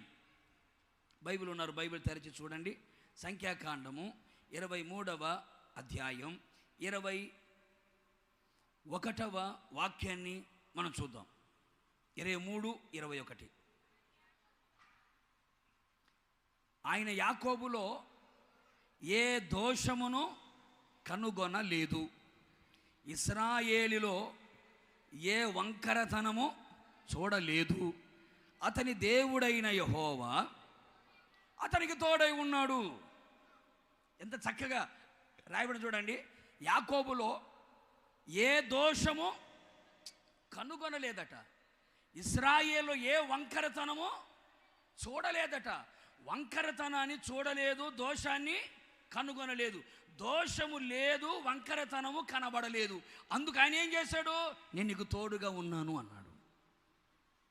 నేను నీకు తోడుగా ఉన్నాను అన్నాడు. చూడండి, మరి ఈ రాత్రి నీ జీవితంలో కూడా యేసయ్య నీకు తోడుగా ఉండాలి అంటే, నీకేది తక్కువ కాకుండా చూడాలి అంటే, నీలో కూడా దేవునికి ఏం కనుగోకూడదు? నీ కుటుంబం దగ్గరికి వచ్చినప్పుడు, నీ దగ్గరికి వచ్చినప్పుడు, నీ సంఘము దగ్గరికి వచ్చినప్పుడు, నీ పరిచర్య దగ్గరికి వచ్చినప్పుడు యేసయ్య నీ దగ్గర ఏ దోషము కనుగొనకూడదు, నీ దగ్గర ఏ వంకరతనము చూడకూడదు. ఏ ఇంట్లో ఏ ఒంట్లో వంకరతనము ఉండదో, ఏ ఇంట్లో ఏ ఒంట్లో దోషం ఉండదో వారికే యేసయ్య ఏమంటాడండి? చెప్పాలి గట్టిగా. అందరికీ కాదమ్మా, క్రైస్తవులందరికీ కాదు. మరలా చెబుతున్నా, నేను క్రైస్తవులందరికీ తోడుగా ఉంటాడు అని అనుకోవడం భ్రమ. చర్చికి వచ్చే వాళ్ళందరికీ యేసయ్య తోడుగా ఉంటాడు అనుకోవడం భ్రమ. భక్తి చేస్తున్నాములేమేమో అనుకునే వాళ్ళు మాకు తోడుగా ఉంటాడు అనుకోవడం భ్రమ. ఎవరికి యేసయ్య తోడుగా ఉంటాడు అంటే, ఎవరిలో దోషము కనబడకుండా ఉంటుందో, వంకరతనము కనబడకుండా ఉంటుందో, వారికే యేసయ్య ఎలా ఉంటాడండి? తోడుగా ఉంటాడు. ఎంత స్పష్టంగా బైబిల్ చెప్తుంది చూడండి. కొంతమంది చూడండి, అంత వంకర సూపులు, వంకర బుద్ధులు, వంకర నడక, వంకర చేష్టాలు, అవునా కదండి? ప్రార్థనకి వస్తూనే ఉంటారు, పాటలు పాడుతూనే ఉంటారు, సప్పట్లు కొడుతూనే ఉంటారు, చర్చికి వస్తూనే ఉంటారు. వాడు చూసే చూపు వేరు, మాట్లాడే విధానం వేరు, నడిచే విధానం వేరు. అంత వంకరగా చేస్తుంటాడు. కరెక్ట్గా ఉండడు, పర్ఫెక్ట్గా ఉండడు, స్ట్రైట్గా ఉండడు, స్ట్రైట్గా మాట్లాడు, స్ట్రైట్గా చూడు, స్ట్రైట్గా నడవడు. అంత వంకర బుద్ధి. అర్థమవుతుందన్నమ్మా? వంకర బుద్ధి ఉండకూడదు, వంకర శాస్త్రాలు ఉండకూడదు, వంకర త్రోవల్లో నడవకూడదు. ఆ వంకరని పక్కన పెట్టి చక్కగా రావాలి. వంకర దానికి వ్యతిరేక పదం ఏంటి? చక్కగా ఉండడం. అందుకండి మన చూపు చక్కగా ఉండాలా, మన నిలబడేది చక్కగా నిలబడాలా, మన నడిచేది చక్కగా ఉండాలా. అందుకని వంకటింకరగా బతకకుండా, వంకటింకరగా చూడకుండా, వంకర బుద్ధి మాని చక్కగా ఉండాలి. ఏ దోషం ఉండకూడదు. ఏముండకూడదంట? ఏ దోషం, ఏ పాపం, ఏ అపవిత్రత ఉండకూడదు. దోషం బైబిల్ మీరు చూస్తే పాపమని, దోషమని, లోపమని, అతిక్రమము అనే మాటలు వినబడతాయి. పాపం, దోషం, లోపం, అతిక్రమం, ఈ మాటలు వినబడతాయి. వీటన్నిటిని మిక్స్లో వేసి కనుక వడగట్టి చూస్తే టోటల్గా వచ్చేది ఏంటయ్యా అంటే అపవిత్రత. అంటే యేసయ్య తోడుగా ఉండాలి అంటే నీ ఇంట్లో, నీ ఒంట్లో ఏముండకూడదు? పాపము ఉండకూడదు. కొందరు ఇళ్ళలోకి వెళ్ళి చూడండి, పైన మాత్రం పెడతారు ఏమని? యేసుక్రీస్తు ఈ గృహమునకు అధిపతి అని పెడతారు. లోపల ఏ పాటలు వినబడుతుంటాయి? చెప్పు గట్టిగా. పైకి మాత్రం ఇది కృపానిలయము అని బయట బోర్డు మాత్రమానే ఉంటుంది. లోపలికి వెళ్తే ఏం వినబడుతుంటాయి? అలాంటి ఇళ్ళలో యేసయ్య తోడుగా ఉంటాడా? మాట్లాడేటండి, ఉంటాడా? ప్రార్థనకు వచ్చినప్పుడు బ్రహ్మాండంగా సప్పట్లు కొట్టి పాటలు పాడి బయటికి వెళ్ళి ఇష్టం వచ్చినట్టుగా మాట్లాడుతూ ఉంటే వాళ్ళకి యేసయ్య తోడుగా ఉంటాడా? మాట్లాడేటండి. ఇప్పుడు చెప్పండి, క్రైస్తవులందరూ ప్రభు తోడుగా ఉంటాడా? ఉండడండి, ఉండకూడదు. అందుకని బైబిల్ అంటుంది, యాకోబులో ఆయన ఏ దోషము కనుగొనలేదట, ఇశ్రాయేలులో ఏ వంకరతనం అయినా చూడలేదు. అందుకే అతని దేవుడైన యెహోవా అతనికి తోడుగా ఉన్నాడు. కొడుచబలి గట్టిగాను. ఇప్పుడు చెప్పు, నీ దేవుడైన యెహోవా నీకు తోడుగా ఉండాలంటే నీలో, నాలో, మనలో దోషము, వంకరతనము ఉండరాదు. ఓ చిన్న ఎగ్జాంపుల్ బైబిల్లో నుంచి మీకు చెప్తాను. ఒకసారి గట్టిగా సపోర్లు కొట్టండి అమ్మా, గట్టి కొట్టనా. ఒక చిన్న ఎగ్జాంపుల్ చెప్తాను. మోషే నాయకత్వం ముగించబడింది, యెహోషువ నాయకత్వం వచ్చింది. యెహోషువ నాయకత్వం వచ్చిన తర్వాత యెరికో పట్టణాన్ని వేగు చూడడానికి పంపించారు. వారి కనుల ఎదుట ఎగువ నుండి దిగువ పారుతున్న యోర్దాను నది ఒక్కసారిగా ఏకరాశిగా నిలబడింది. ఆ తర్వాత యోర్దాను దాటేశారు. ఆ తర్వాత యెరికో పట్టణానికి కూడా కుప్ప కూలిపోయింది, ప్రాకారాలన్నీ కూలిపోయాయి. యెరికో పట్టణం దాటిపోయిన తర్వాత వారి కన్నుల ఎదుట ఓ చిన్న పట్టణం ఎదురైంది. ఆ పట్టణం పేరేం పేరయ్యా అంటే హాయ్. ఇది మీరు మెసేజ్లు పెడుతుంటారు చూసారండి, హాయ్ అని ఒక చిన్న పట్టణం ఎదురైంది. ఆ పట్టణం ఎదురైతే ఈ యెహోషువ దగ్గర ఉన్న జనాలు, పెద్దలందరూ ఉంటారు కదండి కొంతమంది, వాళ్ళందరూ వచ్చి, యెహోషువ గారు, ఆ చిన్న పట్టణం మీదకి ఇంతమంది జనాలు అవసరమా? బడాయి బ్యాచ్ అనమాట. ఏ బ్యాచ్? ప్రతి సంఘాల్లో ఇలాంటి బడాయి బ్యాచ్లు ఉంటాయి. ఆ చిన్న పట్టణం మీదకి ఇంతమంది అవసరమా? లక్షల మంది వెళ్ళి ఆ దేశం యుద్ధం చేయడం అంత అవసరమా? అవసరం లేదు. మేము 3000 మంది పోతాం. ఎంతమంది? మేము 3000 మంది పోయి అట్ట పోయి ఇట్ట వస్తాం, ఎట్ట అట్ట పోయి ఇట్ట వచ్చేస్తాం. 3000 మంది వెళ్తాం. 3000 మంది వెళ్ళి ఆ హాయి పట్టణాన్ని తుత్తునీయులుగా చేసి ఆ రాజును ఓడించి ఆ పట్టణాన్ని మా చేతుల్లో కబంధ హస్తాల్లో చిక్కించుకొని విజయోత్సవాలతో మీ దగ్గరికి వస్తాం, మీరేం కంగారు పడద్దు, మీరు కూర్చొని మేము పోతామని 3000 మంది పోయారు. ఎంతమంది అమ్మా? 3000 మంది వెళ్ళారు. ఇప్పుడు యెహోషువ కూడా ఏమనుకోవాలా? ఆగండ్రా బాబు, తొందరపడొద్దు, ప్రార్థన చేద్దాం, ప్రభువుని అడుగుదాం, ప్రభువుని అడిగిన తర్వాత బయలుదేరదాం అనద్దా? ఆఫ్టర్ ఆల్ చిన్న పట్టణమే కదా, వెళ్ళి రాపోండి అని యెహోషువ కూడా అన్నాడు. 3000 మంది వెళ్ళారండి. జనాలందరూ కూడా చూస్తున్నారు, విజయోత్సవాలతో వచ్చేస్తారు, విజయానందమతో వచ్చేస్తారని. అమ్మో, అందరూ అన్ని కళ్ళలో కొవ్వొత్తులు పెట్టుకొని ఎదురు చూస్తున్నారు. అంత లోపల 3000 మంది వెళ్ళారు కదండి. ఆ 3000 మంది ప్రాణాన్ని గుప్పిట్లో పెట్టుకొని ప్రాణ భయముతో రక్తసిక్తమైన శరీరాలతో అప్పటికే 36 మంది చచ్చిపోయారు. ప్రాణ భయముతో పరుగున అందరూ కూడా యెహోషువ దగ్గర పరిగెత్తుకుని వస్తున్నారు. ఏమైందిరా అంటే, అమ్మ, ఆ పట్టణాన్ని మేము జయించలేకపోయాం, ఆ పట్టణాన్ని మేము ఓడించలేకపోయాం, వాళ్ళందరూ మా మీద తిరగబడ్డారు, ఇప్పటికే 36 మంది చచ్చిపోయారు, ఇప్పటికే మా కాళ్ళు చేతులు శరీరం అంతా గాయాలు పైపోయిందని ప్రాణ భయముతో ఎంత బడాయిగా పోయారో, ఎంత బడాయిగా వెళ్ళారో, ఇప్పుడు ఎంత అవమానముతో కృంగిన మనస్సుతో వేదనతో తిరిగి వచ్చారు. వెంటనే యెహోషువ ఏం చేశాడు తెలుసా? బట్టలు జుంపుకొని నేల మీద పడిపోయి మట్టి అంతా మీద పోసుకొని ఏడుస్తున్నాడు. ఏమని? అయ్యా, నాకేమని వాగ్దానం చేసావు నువ్వు? చెప్పు, ఏమని వాగ్దానం చేశావు? నీ బ్రతుకు దినములన్నిటి ఎవడు నీ ఎదుట నిలవలేడని వాగ్దానం చేశావు కదా. మోషేకు తోడై ఉండినట్లు నీకు కూడా తోడుగా ఉంటానని చెప్పావు కదా. ధైర్యంగా ఉండు, నిబ్బరంగా ఉండు, దిగులు పడొద్దు అని చెప్పావు కదా. వారి కన్నులు ఎదుట నిన్ను గొప్ప చేయ మొదలు పెట్టేదనని వాగ్దానం కూడా చేసావు కదా. మరి ఇన్ని వాగ్దానాలు చేసావయ్యా, ఆ చిన్న పట్టణం మీద ఓడిపోయామయ్యా, తలదించుకున్నామయ్యా, అపజయాల పాలయ్యామయ్యా, నీ వాగ్దానాలు ఏమైపోయినాయి అని అయ్యగారు నేల మీద పడి బట్టలు చింపుకొని ఏడుతున్నాడు. వెంటనే దేవుడు ప్రత్యక్షమై, యెహోషువ పైకిలే, చేసిన ప్రార్థన చాలు కానీ పైకిలే, నువ్వు పైకిలే అన్నాడు. అదేంటయ్యా అంత గట్టిగా ప్రార్థన చేస్తా ఉంటే అంతలా మాట అంటే? పైకిలే, నేను నీకు చెప్పింది ఏంటి, నువ్వు చేసింది ఏంటి? నేను నీకేం చెప్పాను? యెరికో పట్టణాన్ని మీరు జయించిన తర్వాత, యెరికో ప్రాకారాలు కూలిపోయిన తర్వాత అందులో శపించబడిన ఏ వస్తువును ముట్టుకోవద్దని చెప్పానా? ఏ దుష్కార్యం మీరు చేయొద్దని చెప్పానా? చెప్పావయ్యా.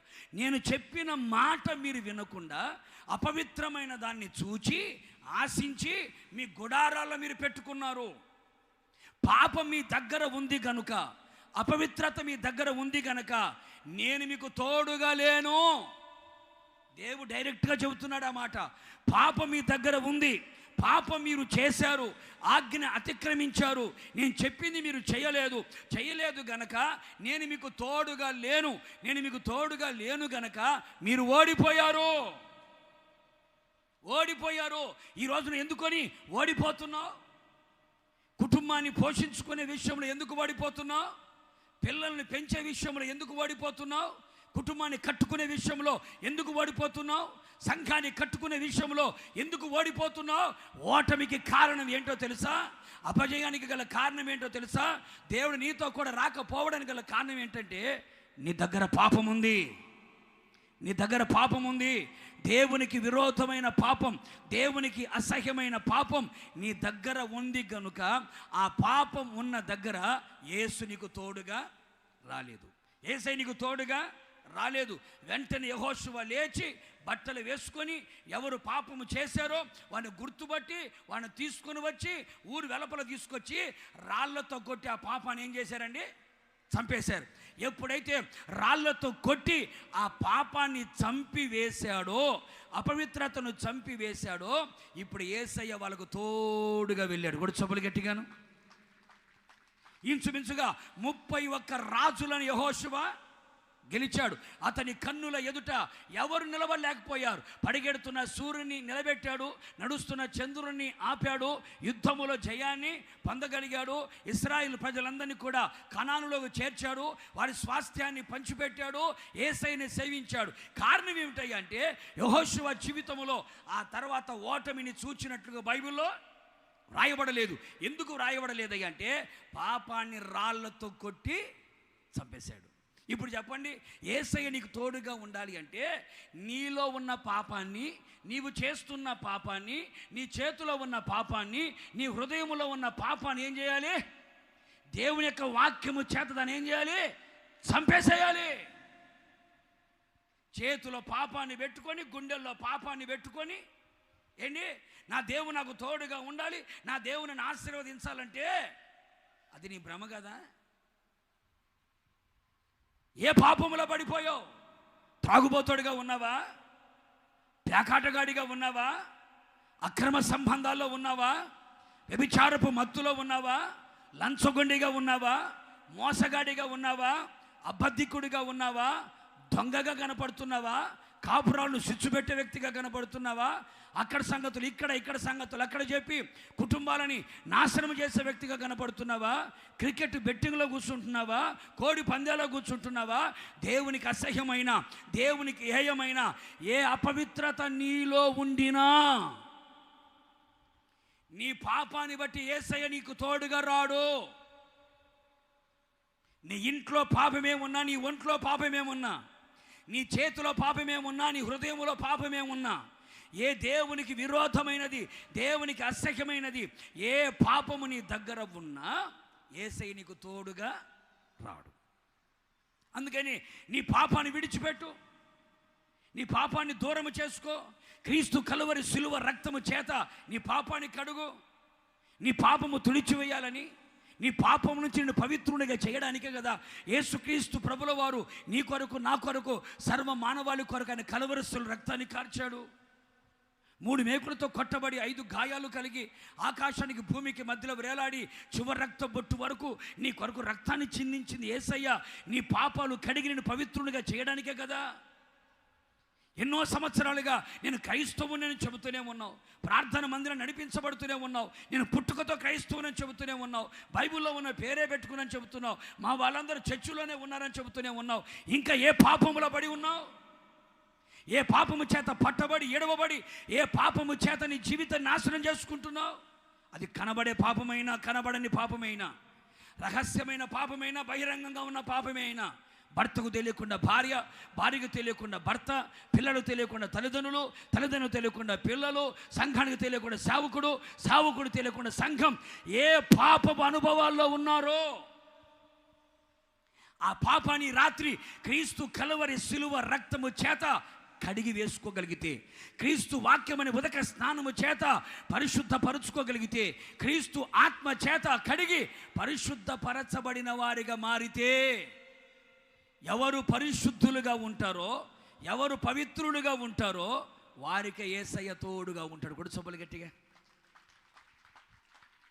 అందుకనే యేసుక్రీస్తు ప్రభుల వారు నిన్ను పరిశుద్ధపరచగలిగిన వాడు, నిన్ను శుద్ధీకరణ చేయగలిగిన వాడు, నీ పాపాన్ని తొలగించగలిగిన వాడు. ఎందుకంటే నా యేసయ్య సుచరిత్ర గల దేవుడు.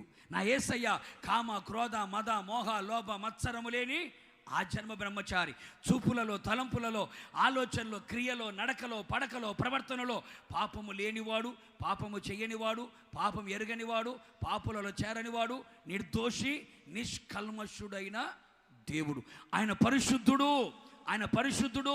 నాలో పాపం ఉన్నదని మీలో ఎవడైనా స్థాపించగలడని ప్రపంచానికి సవాలు విసిరిన ఏకైక పరిశుద్ధత కలిగిన దేవుడు నేను ప్రకటిస్తున్న యేసుక్రీస్తు. కూడా చొప్పులు గట్టిగాను. అందుకనే ఈ రాత్రి నా యేసయ్య నిన్ను పరిశుద్ధపరచాలనుకుంటున్నాడు. ఈ రాత్రి నా యేసయ్య నీ పాపములను క్షమించి నీ పాపములని పవిత్రపరచాలని కోరుకుంటున్నాడు. యేసు రక్తం ప్రతి పాపములను కడిగి వారిని ఏం చేస్తుందండి? పవిత్రులుగా మార్చగలుగుతుంది. ఇంకా పాపంలోనే ఉంటావా? పాపాన్ని విడిచిపెట్టి బయటికి రాగలుగుతావా? ఇంకా మారు మనసు పొందకుండా, ఇంకా బాప్తిస్వం పొందకుండా, ఇంకా పరిశుద్ధపరచుకోకుండా ఏదో కాలము జరిగిపోతుందిలే, దొర్లిపోతుందిలే అనుకుంటూ నడిపించబడుతున్నావా? సరైన మారు మనసు పొందావా? బాప్తిస్వం పొందావా? కొంతమంది చూడండి, ఎంతకాలం నుంచి మందిరానికి వెళ్తున్నావా అమ్మా అని, చర్చి గట్టక మంది నుంచి మందిరానికి వెళ్తున్నాను అంటది. మారు మనసే ఉండదు. చర్చి గట్టక మంది నుంచి మందిరానికి వెళ్తానంటుంది. అంటదా? బాప్తిస్వం పొందామని అడగండి, పొందలేదయ్యా. ఏమి? టైం ఉందిగా. ఏముందంటే టైం ఉందిగా. ఏం టైం రావాలంటే అమ్మాయికి పెళ్ళి అవ్వాలా, పెళ్ళైన అమ్మాయికి పిల్లలు కొట్టాలా, పిల్లలు కొట్టిన అమ్మాయికి చెవులు కొట్టాలా, ఆ తర్వాత కుర్చీలో కూర్చోబెట్టాలా, ఆ తర్వాత అమ్మాయికి పెళ్లి చేయాలా. అప్పట్లో నా మోకాలు చెప్పులు అరిగిపోవాలా, డిస్కు పక్కకు పోవాలా, చర్మము మడతలు పడిపోవాలా, కళ్ళుకి సుకుడాలు తెప్పించుకొని తాడేసి కళ్ళజోడుతో మోకులతో కట్టినట్టుగా కట్టేసుకోవాలా. టైం రావాలా. సంవత్సరాల తరబడి మందిరానికి వస్తున్నారే కానీ మారు మనసు ఉండదు కొంతమందికి. సంవత్సరాల తరబడి మందిరానికి వస్తారే కానీ బాప్తిస్వం పొందరు. ఆ టైం వచ్చే లోపల నీ టైం అయిపోతే, నీ టైం అయిపోయి నీకు ఆదాన కూడా పెడితే ఏది మారు మనసేది? మనకు కావాల్సింది ఏమిటాయి అంటే, యేసయ్య ఎవరికి తోడుగా ఉంటావు? నువ్వు ఎవరికి తోడుగా ఉంటావంటే పరిశుద్ధులకి ఆయన తోడుగా ఉంటాడు. కూడా చొప్పులు గట్టిగాను. పరిశుద్ధులకి ఆయన తోడుగా ఉంటాడు. పరిశుద్ధుల ప్రార్థన ఆలకిస్తాడు. పరిశుద్ధులకి ఆయన తోడుగా ఉంటాడు. పరిశుద్ధులకి తోడుగా ఉంటాడు గనక వారికి ఏది తక్కువ కాదు. పరిశుద్ధులకు తోడుగా ఉంటాడు గనక వాళ్ళ అవసరాలు తీరుస్తాడు, వారి అక్కర్లు తీరుస్తాడు, వారికి కావలసింది ఇస్తాడు. అందుకే చూడండి, మన్నా కావాలన్నా, నీళ్లు రావాలన్నా, మాంసం రావాలన్నా, ఏం చేయాలన్నా కూడా మిమ్మును మీరు పరిశుద్ధపరచుకోండి, మిమ్మును మీరు పరిశుద్ధపరచుకోండి. రేపు యెహోవా మీ జీవితంలో అద్భుతాలు చేయబోతున్నాడు. మిమ్మును మీరు పరిశుద్ధపరచుకోండి. దేవుడు మీకు ఆహారం ఇవ్వబోతున్నాడు. మిమ్మును మీరు పరిశుద్ధపరచుకోండి. యేసయ్య వలన మనం ఏ ఆశీర్వాదం పొందుకోవాలన్నా మనకు ముందు చేయవలసింది ఏమిటంటే మనల్ని మనం ఏం చేయాలి? పరిశుద్ధపరచుకోవాలి.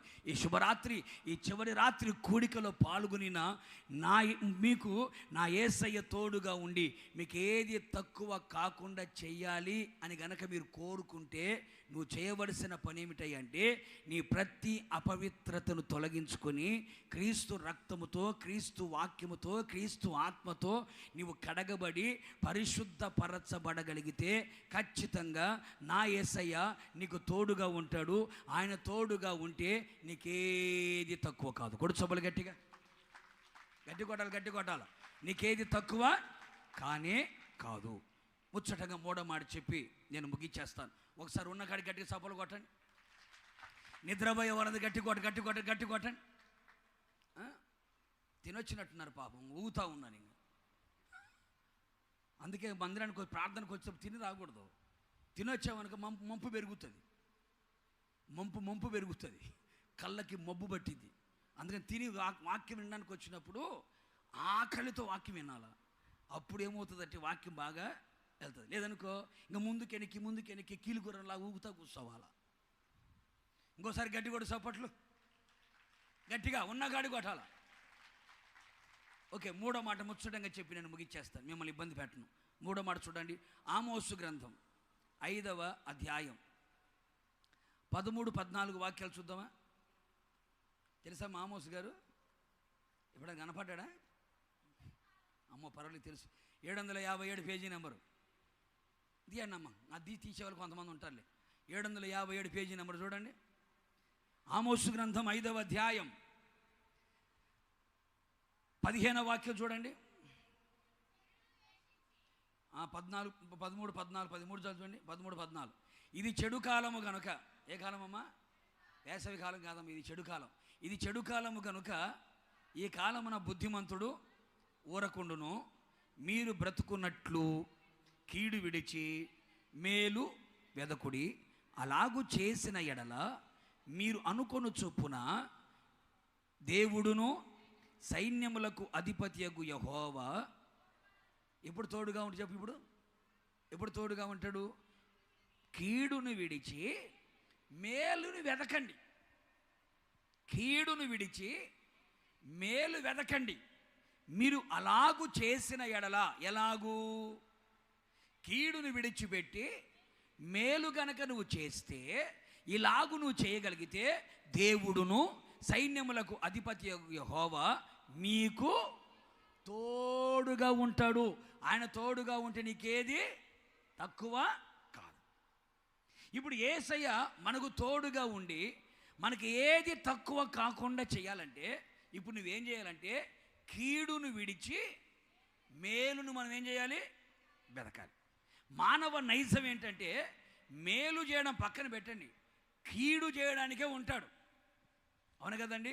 చాలామంది అంటే పాస్టర్ గారండి, నా కట్టుకున్న భార్యే నాకు కీడు చేసిందండి, నా కట్టుకున్న భర్తే నాకు కీడు చేశాడండి, నా కడుపున పుట్టిన నా పిల్లలే నాకు కీడు చేశారయ్యా, నా కన్నవారే నాకు కీడు చేశారయ్యా, నమ్మిన స్నేహితులే నాకు కీడు చేశారయ్యా, నా బంధువులే కీడు చేశారయ్యా, నన్ను ప్రేమించిన వారే, నేను ప్రేమించిన వారే, నేను ఇష్టపడిన వారే, నేను నచ్చిన వారే నాకేం చేశారు? కీడు చేశారయ్యా. కీడు చేయాలన్న ఆలోచన కలిగి ఉన్నారు, కీడు చేయాలని తంత్రములు కలిగి ఉన్నారు అని చాలామంది చెబుతూ ఉంటారు. ప్రేమైన దేవుని బిడ్డలారా, ఒకడు గుర్తుపెట్టుకో, నీ జీవిత కాలమంతా కూడా ఎవ్వరికి మనం ఏం చేయకూడదు? కీడు చేయకూడదు. మన మనస్సులో కూడా ఎవరికి మనము కీడు కూడా మనము తలంచకూడదు. కీడు చేయాలన్న ఆలోచన కూడా మనకు రాకూడదు. ఎందుకంటే కీడు చేసేది ఎవరయ్యా అంటే దుష్టుని సంబంధి అని రాయబడింది. మేలు చేయువాడు దేవుని సంబంధి అని రాయబడింది.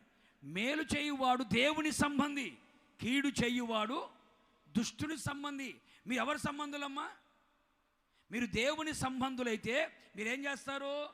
మేలే చేస్తారు. ఇంకేం తెలుసండి? కీడు చేసిన వాళ్ళకు కూడా ఏం చేస్తారు? నీ శత్రువులకు కూడా ఏం చేస్తారు? నీ మీద దుమ్మెత్తి పోసిన వాళ్ళు కూడా ఏం చేస్తారు? ఏ సౌండ్ రావట్లేదు? నేను అవమానపరిచిన వాళ్ళకి, నేను కించపరిచిన వాళ్ళకి, దూషణకరమైన మాటలు మాట్లాడినా కూడా వాళ్ళకి మేలు చేయడానికే ఇష్టపడతావు. ఎందుకయ్యా అంటే మన యేసయ్య నేర్పించింది అదే గనుక. యేసు రక్తముతో కడగబడిన వాళ్ళు, బాప్తిసం పొంది క్రీస్తును ధరించుకున్న వాళ్ళు, ఆత్మచేత క్రీస్తు ముద్రలు కలిగిన వారు చేసే పని ఏమిటయ్యా అంటే సమస్త మనుషులకి మేలే చేస్తారు కానీ కీడు చేయరు. మేలు చేసి కీడు అనుభవిస్తారే కానీ కీడును కూడా మేలు చేత జయించగలుగుతారే కానీ ఎవ్వరికి కీడు చేయరు. అందుకే బైబిల్ అంటుంది, ఎవ్వరికి కీడు చేయకుండా మేలును మీరు వెతకండి. ఏం వెతకాలంట? మేలును మీరు వెతకండి. వెతికితే ఏమవుతుంది? దొరుకుతుంది. అంతే కదండి? అడగండి మీకు ఇవ్వబడుతుంది, వెతకండి మీకు దొరుకుతుంది. మేలును మనం ఏం చేయాలి? వెతకాలి. మేలును వెతకాలి. ఎక్కడ వెతకాలి? పరిశుద్ధమైన బైబిల్ గ్రంథంలో వెతకాలి. ఎక్కడ మేలు కలుగుతుంది, ఎవరికి మేలు కలుగుతుంది, ఎవరి ద్వారా మేలు కలుగుతుంది అని మేలును వెతికి ఆ మేలు కనుక మనం చేయగలిగితే ఖచ్చితంగా ఆయన మనకేమవుతాడట? తోడుగా ఉంటాడు. మేలును వెతుకుడి అన్నాడు కదా. మేలును వెతకడం అంటే ఏంటి? మేలు కలిగే మార్గం ఏదో వెతకాలి. మేలు ఎప్పుడు కలుగుతుంది? ఒక మాట మీకు చదివి వినిపిస్తా. యోబు గ్రంథం 22వ అధ్యాయం 21వ వాక్యం చదవండి. యోబు గ్రంథం 22వ అధ్యాయం 21వ వాక్యం. ఎవరితో? యేసయ్యతో సహవాసము చేసిన ఎడల మీకు సమాధానము కలుగును, అలాగున నీకు మేలు కలుగును అన్నాడు. మేలును వెతకండి. దేవుడు సైన్యములకు అధిపతి యెహోవా మీకు తోడుగా ఉంటాడు అన్నాడు. మేలును వెతకడం అంటే ఏమిటయ్యా అంటే మేలు ఎక్కడ ఉంది అంటే బైబిల్ అంటుంది, యేసయ్యతో నీవు సహవాసము చేసిన ఎడల నీకేం కలుగుతుంది? మేలు కలుగుతుంది కదా. మేలు కలుగుతుంది. ఇప్పుడు మేలును వెతకడం అంటే ఏమిటయ్యా అంటే యేసయ్యతో మనం ఏం చేయాలి? సహవాసం చేయాలి. అంటే యేసయ్యతో ఎవరు సహవాసము చేస్తారో వారికి యేసయ్య ఎలా ఉంటాడు? తోడుగా ఉంటాడు. ఆయన తోడుగా ఉంటే నీకేమి తక్కువ కాదు. చూసారండి? ఏం తక్కువ కాదు. ఇప్పుడు యేసయ్య మనకు తోడుగా ఉండాలి అంటే, ఏది తక్కువ కాకుండా ఉండాలి అంటే మనం మేలుని వెతకాలి. ఏ మేలయ్య అంటే యేసయ్యతో సహవాసము చేయుట. ఎవరితో సహవాసం అమ్మా? కొంచెం గట్టి చెప్పండి అమ్మా. ఎవరితో సహవాసం చేయాలి మనం? ఎవరితో సహవాసం చేయాలి? యేసయ్యతో సహవాసం చేయాలి. ఇప్పుడు మిమ్మల్ని అడిగామనుకో, అమ్మ మీ సహవాసం చెప్పండి అమ్మ అని అనుకోండి. కొంతమంది అంటారు, మాకు తాగుబోతుల సహవాసం ఎక్కువయ్యా, తిండిబోతుల సహవాసం ఎక్కువయ్యా, తిరుగుబోతుల సహవాసం ఎక్కువయ్యా, సోమరిపోతుల సహవాసం ఎక్కువ అని కదండి. భక్తిహీనుల సహవాసం ఎక్కువ, బుద్ధిహీనుల సహవాసం ఎక్కువ, దుష్టుల సహవాసం ఎక్కువ, అలాగే లోక స్నేహము, లోక సహవాసం చేసే వాళ్ళు కూడా ఉన్నారు. కానీ బైబిల్ అంటుంది మన సహవాసం వాళ్ళతో కాదు. మన సహవాసం ఎవరితో ఉండాలంటే బైబిల్ అంటుంది మన సహవాసము తండ్రి అయిన దేవునితోనూ, కుమారుడైన యేసయ్యతోనూ, పరిశుద్ధాత్మునితోనూ, అపోస్తులులతో మనం ఏం చేయాలట? సహవాసము చేయాలి. అప్పుడే ఆయన మనకేమవుతాడు? ఆయనతో నువ్వు ఫ్రెండ్షిప్ చేస్తే, నీతో ఆయన ఫ్రెండ్షిప్ చేస్తే, నీవు ఆయనతో ఫెలోషిప్ కలిగి ఉండగలిగితే, నీతో ఆయన ఫెలోషిప్ కలిగి ఉండగలిగితే, ఒక సహవాసం నీకు ఆయనకు గనక ఉండగలిగితే, ఆ సహవాసాన్ని బట్టి యేసయ్య నీకు తోడుగా ఉంటాడు. ఆయనకు తోడుగా ఉంటే ఏదైనా నీకు తక్కువ అవుతుందా? అవదు కదా. ఇప్పుడు చెప్పు, నీ సహవాసం ఎవరితో సహవాసం చేస్తున్నావమ్మా? నువ్వు కొంపలు గుల్చే వాళ్ళతో సహవాసం చేస్తున్నావా? కాపురాల్లో స్విచ్చులు పెట్టే వాళ్ళతో సహవాసం చేస్తున్నావా? అక్కడ మాటలు ఇక్కడ మాటలు అక్కడ చెప్పేవాళ్ళతో సహవాసం చేస్తున్నావా? పూసుకొని రాసుకొని తిరుగుతున్నావా? చెవుల్లో కొరుక్కొని మాట్లాడుకుంటున్నారా? నీ సహవాసం ఎవరితో? పరిశుద్ధుడైన యేసయ్యతో మనం సహవాసం చేయాలి. మన ఫెలోషిప్ అదే కదా. అందుకే కీర్తనకాడు మొదటి కీర్తనలోనే అంటాడు, దుష్టుల నడవక, పాపుల మార్గన నడవక, నిలవక, ఆ తర్వాత కూర్చోవద్దు అంటాడు. నడవద్దు అంటాడు, నిలవద్దు అంటాడు, కూర్చోవద్దు అంటాడు. మరి ఏం చేయాలి అంటే దివారాత్రులు ధ్యానించుచు, ఆయన వాక్యాన్ని ధ్యానించుచు ఆనందిస్తూ ఉండు అంటాడు. మరి సహవాసం ఎవరితో? బైబిల్లో చాలామంది భక్తులు ఉన్నారండి, దేవునికి విరోధులతో సహవాసం చేశారంట. దేవునికి శత్రువులుగా ఉన్న వారితో సహవాసం చేసి వాళ్ళ వాడ ఏమైపోయిందండి? బద్దలైపోయింది. లోకముతో స్నేహం పనికిరాదు. ఇలాంటి వారిని ఏమన్నారంటే వ్యభిచారిణులారా అన్నారు. లోక స్నేహము దేవునితో వైరమని మీరు ఎరుగరా? లోకముతో స్నేహం చేస్తున్నావా? లోక పాపముతో, లోకపు ప్రేమతో, లోకపు స్నేహముతో, లోకపు మర్యాదలతో, లోకపు ఆచారాలతో స్నేహం చేస్తున్నారా? దేవునితో వైరమని మీకు తెలియదా? అందుకని మన సహవాసం ఎవరితో అంటే యేసయ్యతోనే మనం చేయాలి. ఆయనతో సహవాసం చేయాలంటే ఏం చేయాలి పాస్టర్ గారండి అంటారేమో. 3 అనుభవాలు ఉన్నాయి. ఒకటి, ప్రార్థన చేయాలి. రెండవది, వాక్యము చదవాలి. మూడవది, పరిశుద్ధాత్మతో నింపబడి ఆ పరిశుద్ధాత్మ వశములో ఉండాలి. ఈ 3 అనుభవాలు ఏ సేవకునిలో ఉంటాయో, ఏ సంఘములో ఉంటాయో, ఏ కుటుంబంలో ఉంటాయో వాళ్ళు యేసయ్యతో సహవాసం కలిగి ఉన్నారు అని అర్థం. కూర్చోబలి గట్టిగా. ప్రార్థన చేయుట ద్వారా దేవునితో సహవాసం. అందుకే చూడండి, ఉదిక్యమంటే వెళ్ళిపోతారు కొండ మీదకి. ఎవరు? మోషే గారు. ఏమయ్యా ఉలిక్యమంటే వెళ్ళిపోతూనే ఉంటాం. ఎందుకయ్యా అంటే ఆ కొండ మీద నేను యేసయ్య ఎలా ఉంటున్నాను? సహవాసం. ఎందుకంటే నేను ఆయనతో ప్రార్థన అనేది దేవునితో మాట్లాడుట. అందుకనే ప్రార్థన అనుభవాలు ఉండాలి. ప్రార్థన చేసేవారిగా ఉండాలి. సంఘాలలో ప్రార్థన ఉండాలి, కుటుంబాలలో ప్రార్థన ఉండాలి, వ్యక్తిగతంగా కూడా ఏముండాలమ్మా? ప్రార్థన ఉండాలి. మన ప్రార్థన ఎప్పుడమ్మా? ఎప్పుడు? తినేటప్పుడు ప్రార్థన చేసుకుని నమ్మకంగా తింటారు. పడుకునేటప్పుడు ప్రార్థన చేసుకుని నమ్మకంగా పడుకుంటారు. ఎందుకని? ఇగో 3 ప్లేట్లు 4 ప్లేట్లు తింటున్నానయ్యా, టైంలో తింటున్నాను. ఏ టైంలో తిన్నా కరగాల, రక్తం పట్టాలా, కొవ్వు పట్టాలా, ఆ తర్వాత బైపాస్ సర్జరీ చేయాలా. అందుకని తింటున్నాను, అరగాలి, కరగాలి, రక్తం పట్టాలి. అందుకని తినేటప్పుడు ప్రార్థన చేసుకుంటారు నమ్మకంగా. కొంతమంది పడుకునేటప్పుడు నమ్మకంగా ప్రార్థన చేస్తారు. ఎందుకని? దయ్యాలు తగ్గకుండా ఉండడానికి. ఈ మధ్య ఒకటే పీడకలు వస్తున్నాయి, దయ్యాల మీద పడుతున్నాయి. దయ్యాల మీద పడడం కాదంట, సచ్చిన వాళ్ళందరూ కల్లోకి వస్తున్నారంట.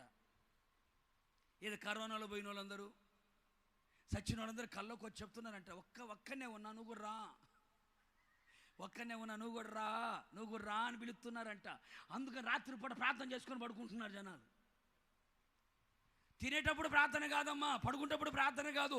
ప్రార్థన అనేది దేవునికి నీకు మధ్యలో ఒక సహవాసం. నీకు ఎవరైనా ఫ్రెండ్స్ ఉన్నారనుకో, ఇంకా ఉదయం లేచిన దగ్గర నుంచి చాటింగు మీటింగ్.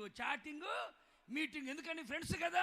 ఫ్రెండ్స్ ఉంటే ఏం చేస్తున్నావు? చాటింగ్ చేసుకుంటున్నావు. వాళ్ళు తిన్నావా, పడుకున్నావా, లేచావా, తిరిగావా, ఎక్కడున్నావు, ఏం చేస్తున్నావు అని ఫోన్కు చెమట పట్టాలా, ఛార్జింగ్ అయిపోవాలా, స్విచ్ ఆఫ్ అయిపోవాలా, నీ చెవులు చెవుడొచ్చిపోవాలా, అంతసేపు మాట్లాడుతున్నావే.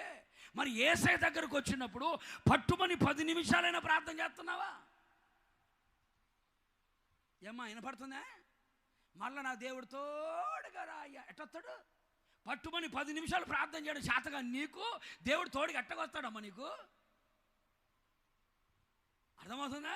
10 నిమిషాలు మోకరించి ప్రార్థన చేయలేకపోతున్నావే, 1 గంట సేపు ప్రభుత్వంలో ప్రార్థన చేయలేకపోతున్నావే, రాత్రి జాముల్లో ప్రార్థన చేయలేకపోతున్నావే, ప్లేట్లు తింటున్నావే, గంటలు నిద్రపోతున్నావే, అద్దం ముందు కూర్చొని మేకప్లు గంటల సేపు బాగానే వేసుకుంటున్నావే. పట్టుమని 1 గంట సేపు ప్రార్థన చేయడం నీకు చేత కాకపోతే దేవుడు తోడు గట్టొస్తాడు చెప్పు? దయ్యాలు వస్తాయి. ప్రార్థన చేయని ఇల్లు, ప్రార్థన చేయని హృదయం సాతానుకు నిలయమేగా. యేసయ్యతో సహవాసం చేయడం అంటే ఒక ప్రార్థనా జీవితం ఉండాలి. సంఘములో ఎప్పుడు ప్రార్థనలు జరుగుతుండాలి. నా మందిరము సమస్త జనులకి ప్రార్థనా మందిరం. సంఘాల్లో ప్రార్థనలు ఉండాలి, ప్రార్థనలు జరగాలి. సంఘాల్లో ప్రార్థన అనుభవాలు కనబడాలి, కుటుంబంలో ప్రార్థన అనుభవాలు కనబడాలి. పెందలకు లేచి వేకోజాములు లేచి స్తోత్ర ప్రార్థన చేయాలి, సాయంకాలం కుటుంబ ప్రార్థన చేయాలి, సంఘ ప్రార్థన చేయాలి, వ్యక్తిగత ప్రార్థన చేయాలి. ఈ ప్రార్థనలు లేకుండా, ఈ ప్రార్థనతో ప్రభుతో సహవాసం లేకుండా ప్రభు నీకు తోడుగా రాడు. అందుకని కీర్తనకారుడు అంటాడు, జీవాధిపతి అయిన దేవునికి నేను చేసిన ప్రార్థన నాకు తోడుగా వచ్చును అంటాడు.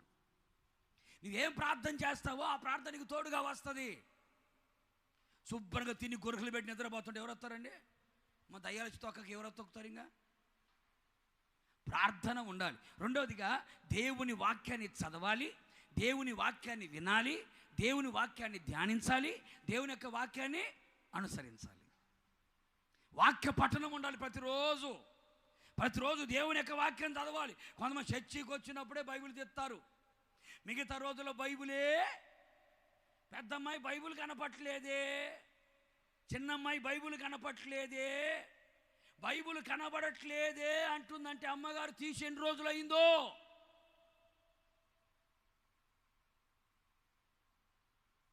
ఒక అమ్మాయి అటక మీద పుస్తకం తీసిందంట.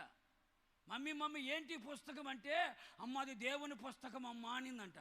దేవుని పుస్తకం మమ్మీ, మరి అటక మీద పెట్టావు, చెదులు పట్టిపోయింది, ఎలకలు తినేసినాయి కదా, మరి దేవుని పుస్తకం ఎందుకు మనం కూడా ఉపయోగించుకోవట్లేదు కదా, దేవునికి ఇచ్చేద్దామా అనిందంట.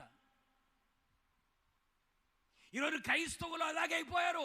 ప్రార్థనకు వచ్చేటప్పుడు మాత్రం బైబిల్, కొంతమంది ఉంటారండి ప్రార్థనకు వచ్చేటప్పుడు బైబిల్ తెచ్చుకోరు ఈ దరిద్రులు. మరి బీచ్కి పోయినట్టు బయలుదేరతారు, షికారుకు పోయినట్టు బైబిల్ కూడా చేతిలో ఉండదు. నువ్వు దేనికి వెళ్తున్నావు? దేనికి వచ్చావు నువ్వు? ఏమో చెప్పాం, రాజకీయ నాయకులు మీటింగ్కి వచ్చావా? మీటింగ్ విషయం మాట్లాడుకు వచ్చాను నేను కాదు కదా. ప్రార్థన కదా, మన ప్రార్థనకు వచ్చినప్పుడు ఏం తెచ్చుకోవాలా? మీ బైబిల్ చూపించండి. మన మిగతా వాళ్ళందరూ ఏం చేశారమ్మా? స్కూల్కి వెళ్తే పుస్తకాలు పట్టుకొని పోతున్నావే, మరి ప్రార్థనకి వెళ్తేప్పుడు ఏం చేయాలా? బైబిల్ పట్టుకొని రావాలా, బైబిల్ పట్టుకొని పోవాలా. కొంతమంది బైబిల్ కూడా మోయలేరు. సెల్ ఫోన్ మాత్రం మర్చిపోతారా? అబ్బే, సెల్ ఫోన్ మాత్రం మర్చిపోయిన అర్జెంట్గా బాయ్ సెల్ ఫోన్ తీసుకురాపో అంటారే కానీ బైబిల్ తెచ్చుకుంటారా? దేవుని వాక్యాన్ని పట్టుకోవడమే నీకు చేత కాకపోతే యేసయ్య నిన్నెందుకు పట్టుకుంటాడండి? వాక్యమే నువ్వు చదవకపోతే, వాక్యం చదవడం అంటే అర్థం ఏంటో తెలుసా? యేసయ్య నీతో మాట్లాడడం అని అర్థం. నువ్వు వాక్యం చదువుతున్నావంటే యేసయ్య నీతో మాట్లాడుతున్నాడు అర్థం. ప్రార్థన నీవు దేవునితో మాట్లాడడం, వాక్యం చదవడం యేసయ్య నీతో మాట్లాడడం. వాక్యం ప్రతిరోజు చదవాలి, ప్రతి దినం వాక్యం చదవాలి. ఆదివారం వచ్చినప్పుడు మాత్రం బైబిల్ తెరచి 4 మాటలు చదవండి అని చెప్పి చదువుకొని పోవడం కాదు. ప్రతిరోజు వ్యక్తిగతంగా నువ్వు మోకరించి ప్రార్థన చేయాలి. ప్రతిరోజు వ్యక్తిగతంగా చక్కగా దేవుని యొక్క వాక్యాన్ని చదవాలి. ఎంతమంది చదువుతున్నారమ్మా? యూట్యూబ్లు చూసుకోవడానికి, ఫేస్బుక్లు చూసుకోవడానికి, వీడికి ఫేసే లేదు, మళ్ళీ దానికి ఒక బుక్ పెట్టుకొని చూసుకుంటుంటాడు. ఫేస్బుక్ చూసుకోవడానికి, వాట్సాప్లు చూసుకోవడానికి, యూట్యూబ్లు చూసుకోవడానికి మాత్రం టైం ఉంటుంది, కానీ బైబిల్ తీసి చదవడానికి. నేను ఒక మాట చెప్పనా, సలహా. నువ్వు సత్యలోపు, నువ్వు విన్నది కరెక్టే, నువ్వు సత్యలోపు, ప్రభు వచ్చేలోపు ఒక్కసారన్నా పూర్తిగా బైబిల్ చదవమ్మా. ఒక్కసారన్నా. అర్థమైందా? సంవత్సరాల తరబడి మందిరానికి వస్తున్నావు కదా, ఒక్కసారన్నా పూర్తిగా బైబిల్ చదివావా? ఒక్కసారైనా పూర్తిగా బైబిల్ చదివి చిలక జ్యోతిష్యంలాగా మధ్యలో తీయడం కాదు. ఆది కాండంలో ప్రారంభిస్తే చదువుకుంటూ వచ్చి ప్రకటన గ్రంథాన్ని ముగించాలా. అలాగ పూర్తిగా ఒక్కసారైనా ఇన్ని సంవత్సరాల్లో ఒక్కసారైనా పూర్తిగా బైబిల్ చదివావు నువ్వు? ఒక్కసారి కూడా పూర్తిగా బైబిల్ చదవని నీకు దేవుడు ఎలా తోడుగా ఉంటాడమ్మా? వ్యర్థమైన వాటికి సమయాన్ని వెచ్చిస్తున్నావే, అనవసరమైన వాటికి సమయాన్ని పోగొడుతున్నావే. కాసేపు దేవుని యొక్క వాక్యం చదువుకుందాం. చదువు రాకపోతే చదువు వచ్చే పిల్లల్ని కూర్చోబెట్టుకొని బైబిల్ చదివించుకుందాం, దేవుని వాక్యం విందాం అని ఏ రోజైనా అనుకుంటున్నావా? మళ్ళా ప్రభువా నాకు తోడుగా ఉండు, ముందు ఒకరిని పెట్టు, వెనక ఒకరిని పెట్టు, ఈ పక్కన ఒకరిని పెట్టు, ఈ పక్కన ఒకరిని పెట్టు, ఇలా అబ్బ సొమ్మైనట్టు దేవదూతలందరూ నా చుట్టూ పెట్టంట. ఎట్ట పెడతాడు ప్రభు? ఏమంటే తెలుసా, నా సన్నిలో 10 నిమిషాలు పట్టుమని 10 నిమిషాలు కూడా ప్రార్థన చేయవు నువ్వు, ఒక అధ్యాయం కూడా బైబిల్ చదవవు నువ్వు, దేవదూతలందరినీ తీసుకొచ్చి చుట్టూ పెట్టాలా అనడా? అనుకోడా?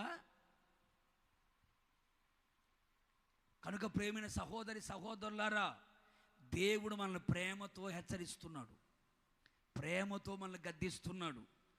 దేవునితో సహవాసము చెయ్యాలనుకున్న ఒక సేవకుడు, దేవునితో సహవాసము చేయాలనుకున్న సంఘము ప్రార్థనానుభవాలు ఉండాలి, దేవుని వాక్యపు అనుభవాలు ఉండాలి. పరిశుద్ధాత్మతో నింపబడి ఆత్మ చేత ఏమవ్వాలి? నడిపించబడాలి. పరిశుద్ధాత్ముడే మనకు ఆలోచన చెప్పాలి, పరిశుద్ధాత్ముడే మనకు ఆలోచనకర్తగా ఉండాలి, పరిశుద్ధాత్మ యొక్క నడిపింపులో మనం ఉండాలి. మనుషుల నడిపింపులో కాదు, లోకం యొక్క నడిపింపులో కాదు, దేవుని నడిపింపులో ఉండాలి, ఆత్మ నడిపింపులో మనం ఉండాలి. ఇలాగా సహవాసం మనము చేయగలిగితే మనకేం కలుగుతుందట? మేలు కలుగుతుంది. ఈ మేలు కలుగు చేసే ఆ సహవాసాన్ని వెదకి మనకేమవుతుంది? దొరుకుతుంది. అప్పుడు ఆయన మనకు తోడుగా ఉంటాడు. ఆయన తోడుగా ఉంటే మనకేది తక్కువ కాదు. 3 విషయాలు చెప్పా. నీ దేవుడిని యెహోవా నీకు తోడై ఉన్నాడు, నీకేది తక్కువ కాదు. ఇక మీదట నీకేది తక్కువ కాకుండా ఉండాలి అంటే యేసయ్య నీకు తోడుగా ఉండాలి. యేసయ్య నీకు తోడుగా ఉండాలంటే మొదటిగా నువ్వు ఆయన మీద నమ్మకాన్ని, ఆయన మీద నువ్వు విశ్వాసం ఉంచి ఆయన హత్తుకొని ఆయన వెంబడించుడు వెనక తీయక ఆయన ఆజ్ఞలు పాటించాలి. రెండవదిగా పవిత్రత మనము కలిగి ఉండాలి. మూడవదిగా మేలును వెదకాలి. మేలు అంటే యేసయ్యతో సహవాసం మనము కలిగి ఉండాలి. ఈ 3 అనుభవాలు ఏ ఒక్కరైతే కలిగి ఉంటారో ఖచ్చితంగా వారికి నా యేసయ్య తోడుగా ఉండునుగాక, వారికి తోడుగా ఉండి ఏది తక్కువ కాకుండా చూచుకొనుగాక, ఏది తక్కువ కాకుండా ఉండునుగాక. నిశ్చయముగా నా యేసయ్య ఇది మొదలుకొని యుగ సమాప్తి వరకు సదాకాలం మీకు తోడుగా ఉండునుగాక, మీకు ఏది తక్కువ కాకుండా చెయ్యునుగాక, ఏ కొరత కొదువ లేమి అనే మాట వినబడకుండా సకల సమృద్ధిని దయచేయునుగాక. ఆత్మ సంబంధంగా సమృద్ధినిచ్చి, శరీర సంబంధంగా సమృద్ధినిచ్చి, కుటుంబ పరంగా సమృద్ధినిచ్చి, భూపరంగా సమృద్ధిని కలుగు చేసి ఏది తక్కువ అనే మాటని ఇంటాని వంట కనబడకుండా నా దేవుడు మీకు అన్ని విధములుగా తోడుగా ఉండి నడిపించునుగాక. ఈ మాటలని నా యేసయ్య మీ హృదయంలో స్థిరపరచి నూరంతలుగా ఫలింపచేయునుగాక. గాడ్ బ్లెస్ యూ అందరూ.